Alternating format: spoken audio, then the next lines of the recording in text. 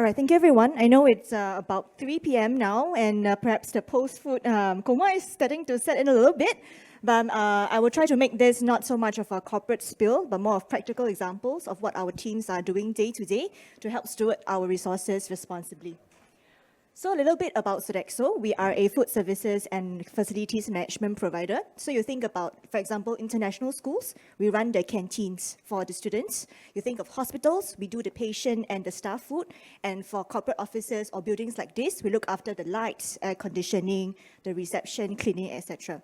So we are primarily operating on our client sites, but we still utilize a lot of resources, particularly around plastic, food, water and food.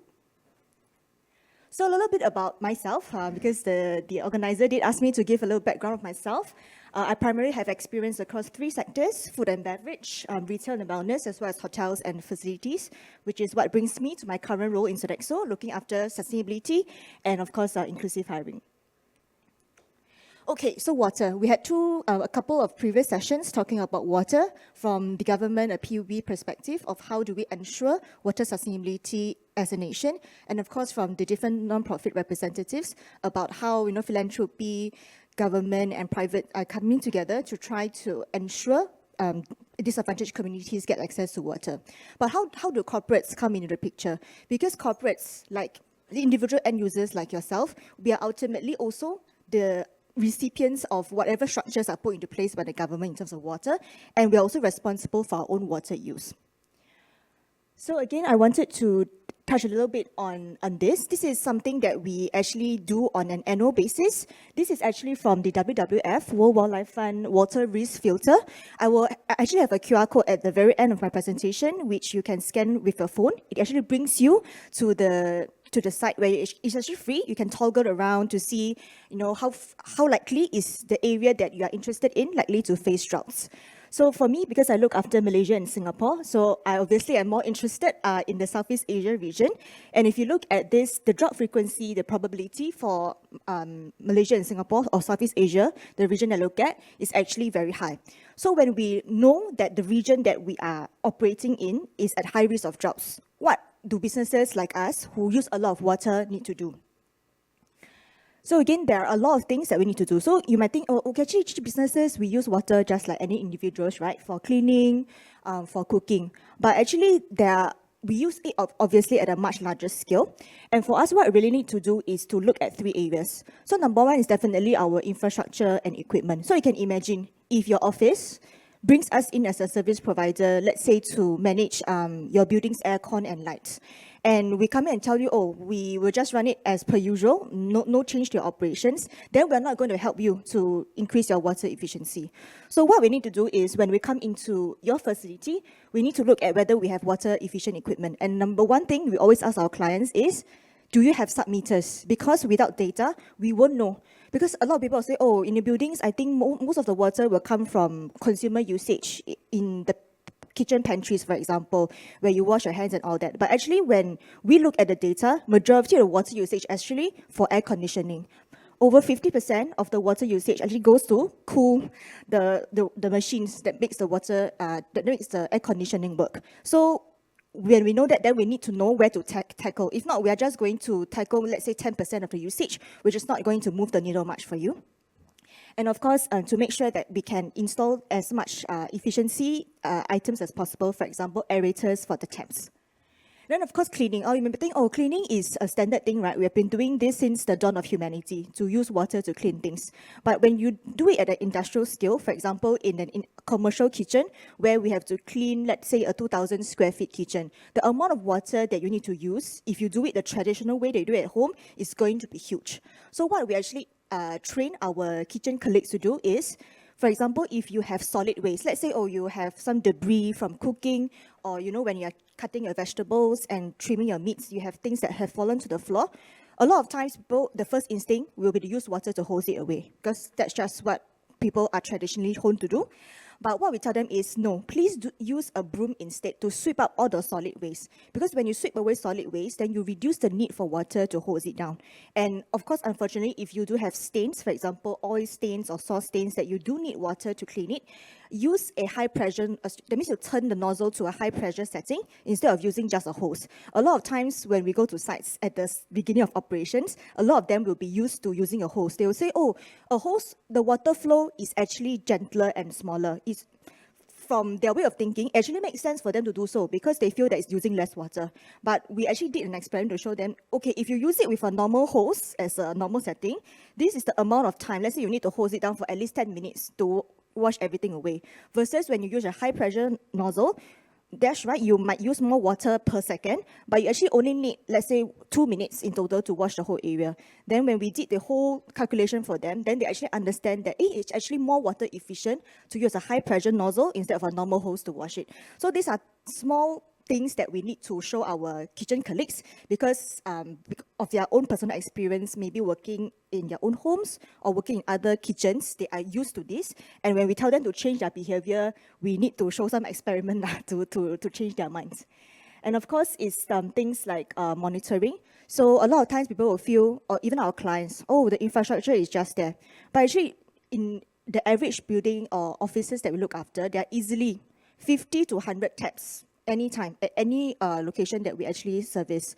So it's very important for us to train our colleagues to try to take note of taps because we can't be going every day to see, oh, all 100 taps are working properly or there's no leaks. So we need to rely on our people who are interacting with the taps, either naturally through their day jobs or through our clients who are using the taps to let us know if there are any leaks that we need to take care of.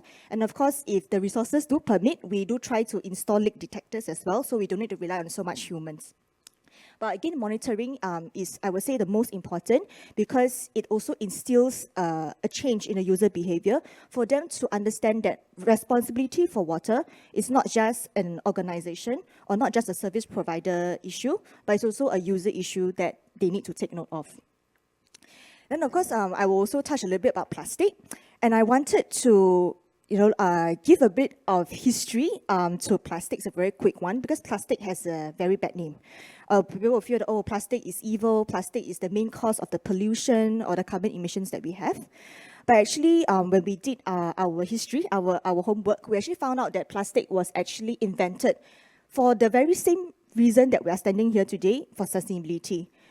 Many years ago, before all of us were present today, we used to rely on, let's say, animal materials, animal tusk, animal bones, animal skin as materials to make tools. And then many years ago, a lot of people were thinking, oh, can we shift our reliance away from tapping on these animals so that we can kill less of them and shift to man-made materials so that we can continue to produce tools, produce items, but we no longer need to tap on so much of natural resources, and boom, came plastics. So actually plastics was created with a good intention.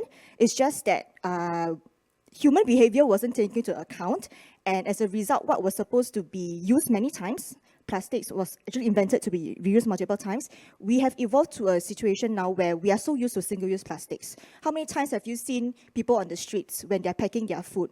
It's plastic wrapped by plastic by plastic. Food in a plastic container with a plastic bag, cutlery that is plastic wrapped with a plastic wrap again. So there's too much plastic that is in our ecosystem, and we know that we can't shift human behavior. So what can we do? So number one is we need to understand our current situation, which is on plastics, like what are different types of plastics that we are dealing with.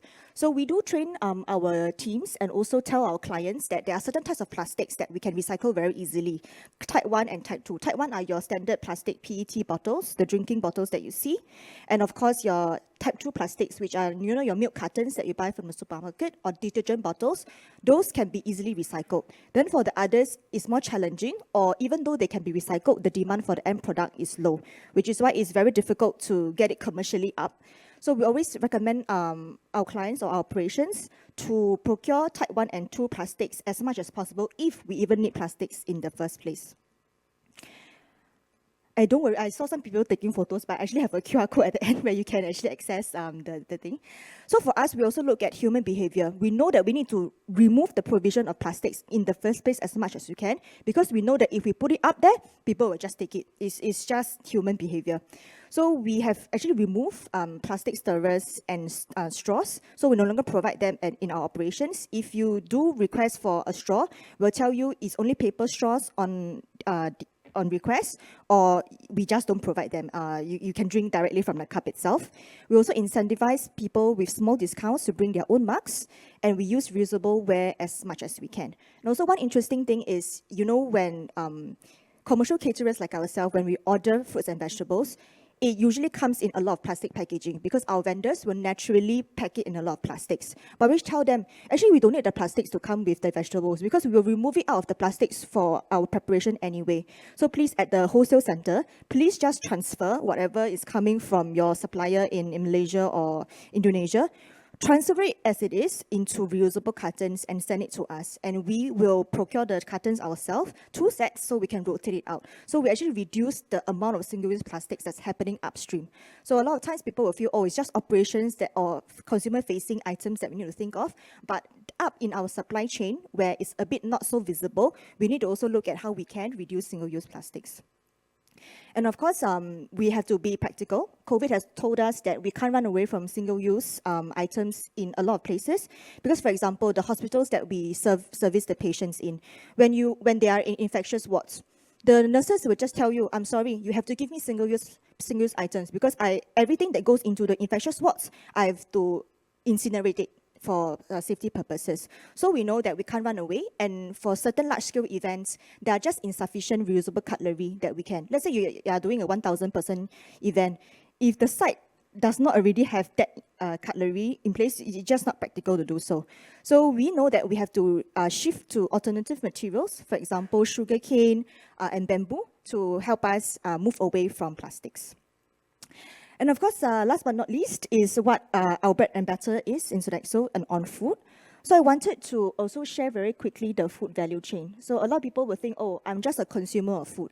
But food actually starts way earlier, from all the way from inputs, which is where agriculture happens, to how, for example, meat is being processed, being stored, and being transported and being cooked for consumers to enjoy. So we need to know where we are able to play, and for us, it's really more downstream at the marketing and distribution side, and of course for the end users.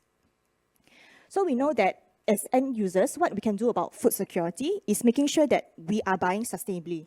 So for example, palm oil. Palm oil also has a very bad name because, especially in Singapore, we used to have a lot of haze every year, and that was because of not so friendly practices like burning the plantations to clear it for the next crops. But we have actually put our foot down to tell all our vendors that 100% of the palm oil that we purchase in our supply chain has to be audited by a third party, which is the Round Table on Sustainable Palm Oil. And we also make sure that when we purchase seafood, we do not threaten the biodiversity of oceans, which means that we make sure that species that are at high risk of extinction, for example, your sharks and your rays, we do not procure them at all and serve them in our menus. And now, of course, things like using ugly produce, because in Singapore, about 50% of the upstream waste actually comes from cosmetic filtering. So your supermarket purchasers, when they go to the wholesale center and pick out items to sell, they will naturally filter out the ones that are a bit wonky or, a little bit uglier. So yeah, that's why we purchase ugly produce. And yes, I'm being told that my time is up, but I wanted to also touch a little bit on the food carbon footprint. This is specific to Singapore. So I know a lot of us, we have heard about plant-based, but why plant-based is because we know from research that animal meats like beef, mutton, and pork are actually very intensive, which is why we are pushing a lot of plant-based menus to our clients. For example, some photos here. And I will maybe take 1 more minute to cover a little bit of food waste. I just wanted to introduce the food recovery hierarchy, because a lot of people, when my clients talk to me about food waste, they'll be like, oh, we can just give it away, or just compost it because it's very easy to do so. But actually, the best way is always to reduce it at the source, because if you can prevent the waste from happening in the first place, you prevent the loss of manpower and water and gas that goes into preparing the food.